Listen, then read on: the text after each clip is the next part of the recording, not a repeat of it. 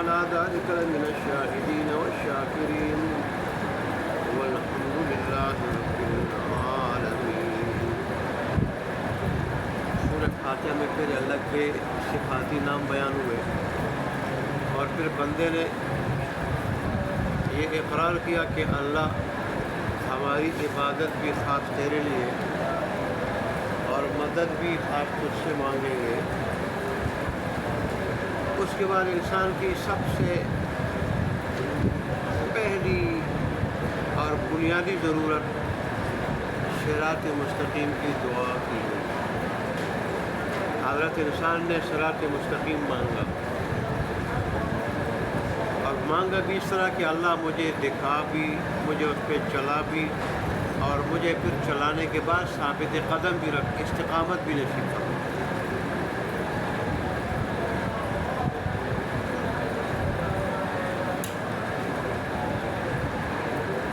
آج کی آیت میں اس کی وضاحت کی گئی ہے کہ صراط مستقیم سے دراصل مراد نمونہ ہے۔ اس راستے پہ چلنے والے لوگ، اس راستے پہ چلنے والے لوگوں کی شکل صورت میں نمونہ، صراط الذین انعمت علیہم۔ جب آدمی کے سامنے کوئی نمونہ موجود ہو تو آدمی کہہ سکتا ہے کہ اس کی طرح اور فلانے کی طرح، فلانی جماعت کی طرح، فلانے گروہ کی طرح۔ تو یہاں بھی بندے نے جب صراط مستقیم مانگا اللہ تبارک و تعالیٰ سے تو ساتھ وہ نمونہ بھی پیش کیا۔ اللہ تبارک و تعالیٰ ان لوگوں کا راستہ جن پہ تیرا انعام ہوا۔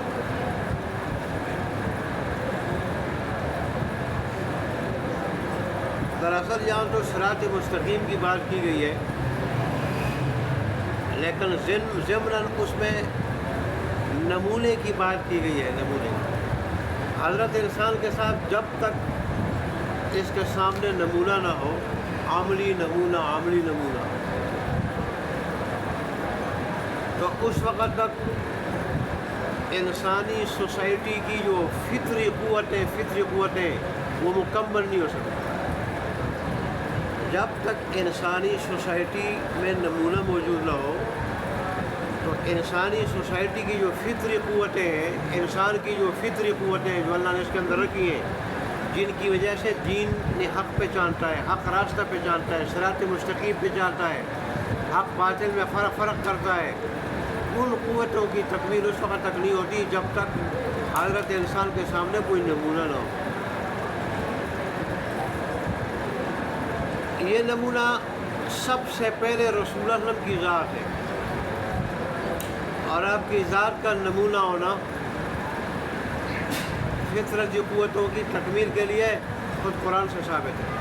اللہ تبارک و تعالیٰ نے قرآن میں فرمایا لقد کان لکم فی رسول اللہ اسوۃ حسنہ، بے شک تمہارے لیے رسول اللہ صلی اللہ علیہ وسلم کی ذات میں عملی نمونہ موجود ہے۔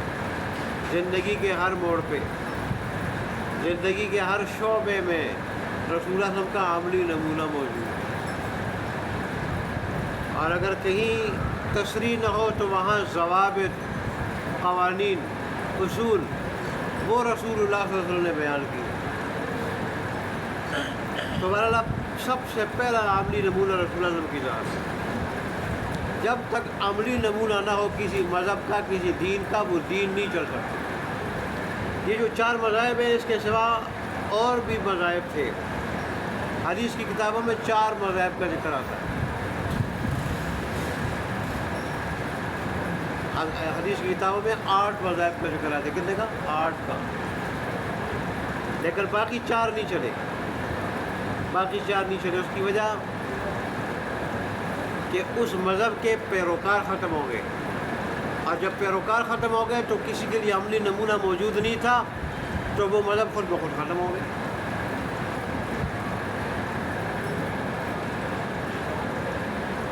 وہ ہندوؤں کو جو بڑا تھا اس نے سارے کے سارے دینوں کی، ادیان کی اچھی اچھی باتیں جمع کی تھی،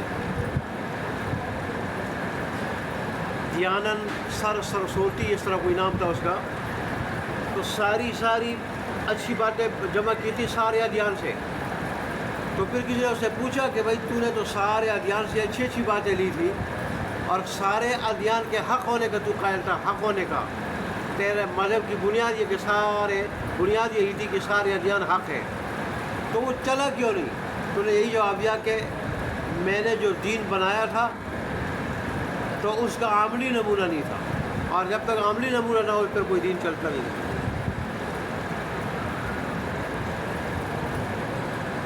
حضرت امام ابو حنیفہ رحمۃ اللہ, امام احمد بن حنبل, امام شافعی اور امام مالک رحمۃ اللہ علیہ ان کے مذہب کے پیروکار تھے. جب پیروکار تھے تو ان کو دیکھنے والوں کے لیے عملی نمونہ تھا, اس لیے ان کے مذہب چلتے رہے آج تک چل رہے. اور پھر سب سے زیادہ پیروکار امام ابو حنیفہ رحمۃ اللہ علیہ کے مذہب کے تھے, تو آپ کے مذہب کے پیروکار پوری دنیا میں آج بھی ہیں. اور آپ کا مذہب سب سے زیادہ پوری دنیا میں, آپ کا مذہب پوری دنیا میں جتنے بھی مسلمان ہیں اس میں 2/3 آپ کے پیروکار, اور 1/3 میں پھر شافعی, مالکی اور حنبلی تینوں کے تینوں ہیں. تو بہرحال یہاں اس آیت میں عملی نمونہ کی بات کی گئی کہ اللہ ان لوگوں کا راستہ عطا کر دے جن پر تیرا انعام ہوا. اور جن پہ انعام ہوا ہے وہ کتنے لوگ ہیں؟ عبداللہ بن عباس کہتے ہیں کہ وہ 4 گروہ ہیں, 4 گروہ جن پہ اللہ کا انعام ہوا ہے. انبیاء کا گروہ, صدیقین کا, شہداء کا اور صالحین کا. خود قرآن میں اس کا ذکر ہے, اولئک الذین انعم اللہ علیہم من النبیین والصدیقین والشہداء والصالحین وحسن اولئک رفیقا. وہ لوگ جن پہ اللہ کا انعام ہوا ہے انبیاء, صدیقین, شہداء, صالحین ہیں, اور یہ دوستی کے اعتبار سے بڑے اچھے ہیں. دنیا میں بھی ان کی دوستی اچھی ہے کہ آدمی کو سکون, اطمینان, عزت کی زندگی ملتی ہے, مقام کی, اللہ کی پکڑ سے حفاظت کی, اور آخرت کے اعتبار سے بھی اچھی ہے کہ اللہ کے غضب سے انسان بچ جاتا ہے, جہنم سے, اور جنت میں چلا جاتا ہے اللہ کی رحمت کے مقام.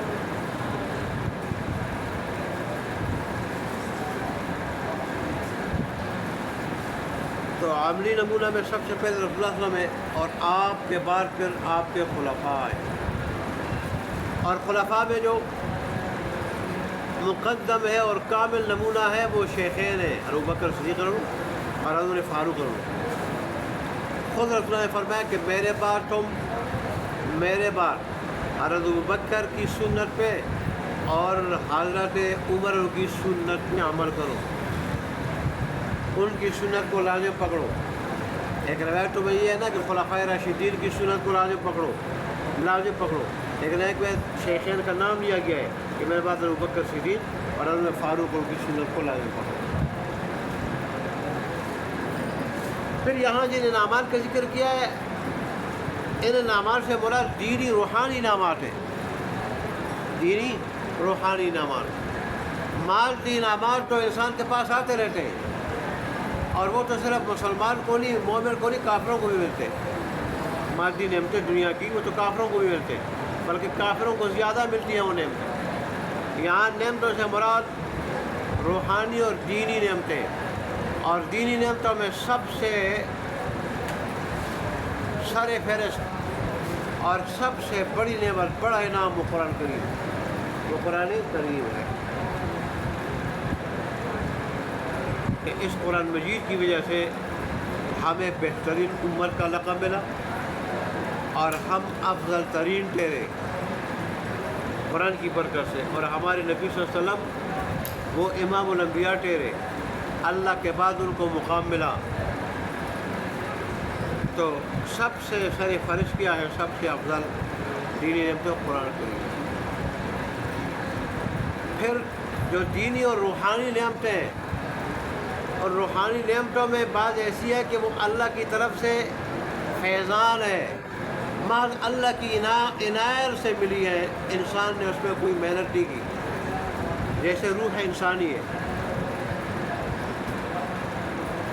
انسانی جسم میں روح انسانی, یہ اللہ کی بہت بڑی نعمت ہے. بہت بڑا انعام ہے یہ، اور یہ رب کی طرف سے ملی ہے، محض اللہ کا فیض ہے، اللہ کی عنایت ہے، انسان کے بس میں نہیں ہے اس کو حاصل کرنا اور خود اپنے اندر ڈبو ڈالنا، یہ اللہ تبارک و تعالی کی عنایت ہے، خاص اللہ کا فیضان ہے۔ ایک روح حیوانی ہے، وہ تو انسان کا حمل جو ہے نا وہ قرار پاتا ہے تو اسی دن سے پہلے دن سے وہ روح حیوانی آ جاتی، لیکن روح انسانی یہ اوپر سے آتی ہے، اور یہ اعلیٰ علیین اور حضیرت القدس وہاں سے آتی ہے، وہاں کا نمونہ، وہاں کی نمونہ ہے، اور یہ حضرت انسان کے قلب میں، دل میں ڈالی جاتی ہے، چھوٹے مہینے حضرت انسان کے دل میں ڈالی جاتی ہے۔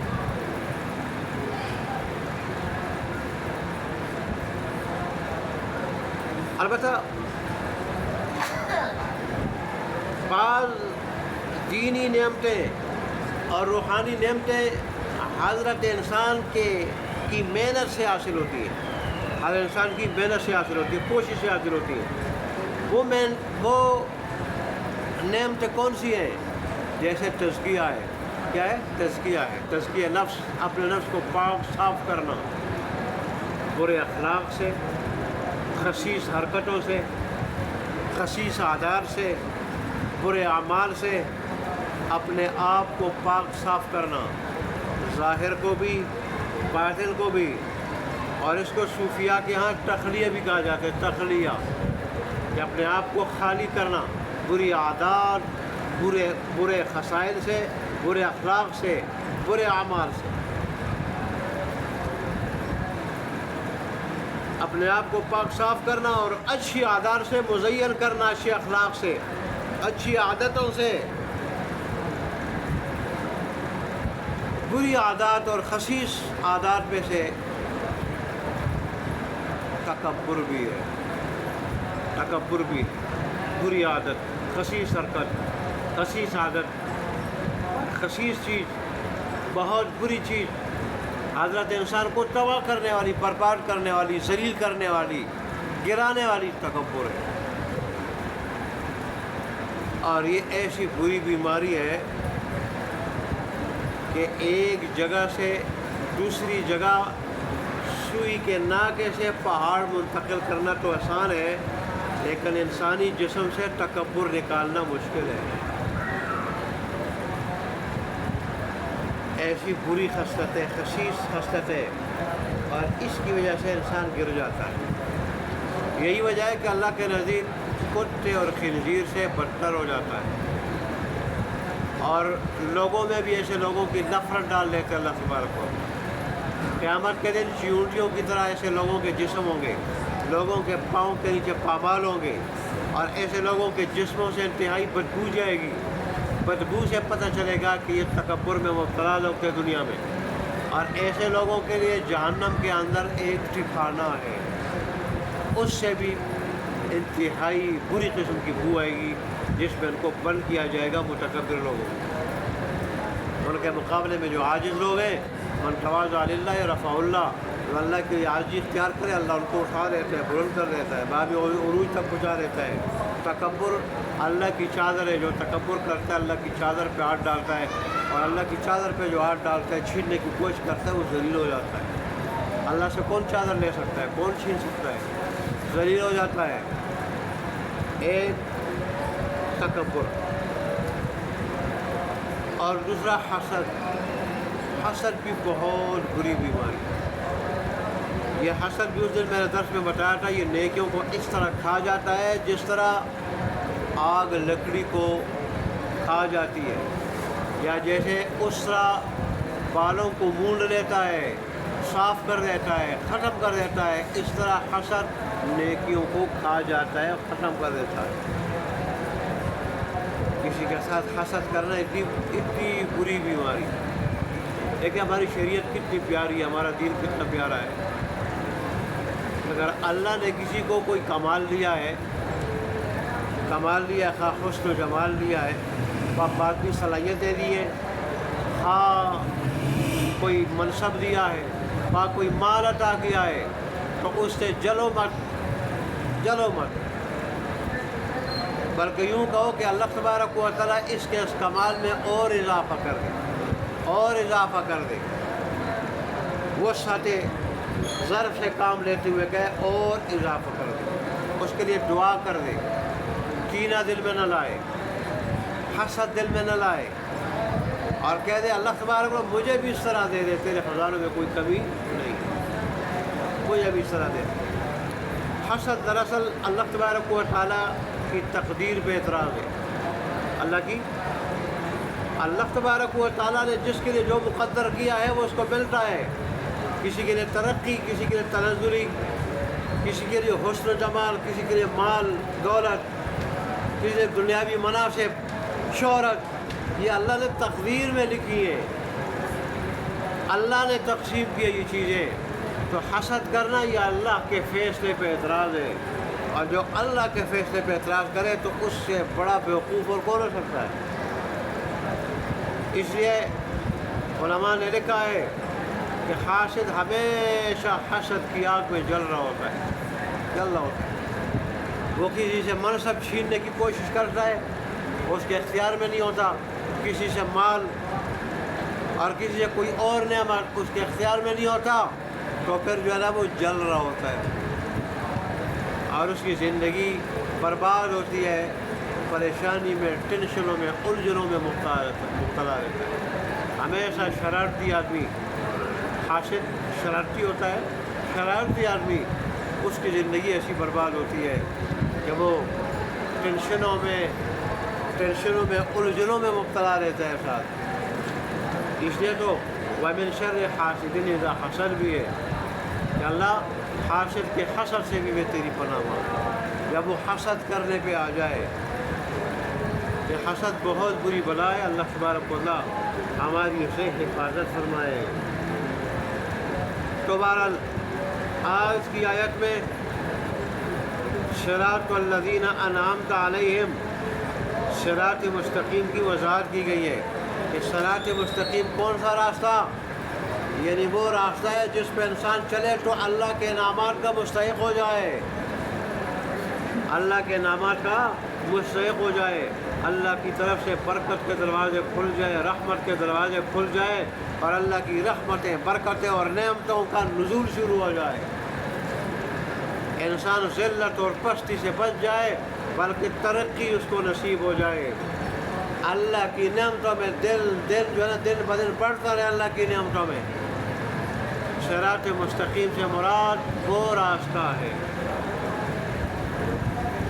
تو اللہ تبارک و تعالیٰ ہمیں بھی صراط مستقیم پہ چلنا نصیب فرمائے۔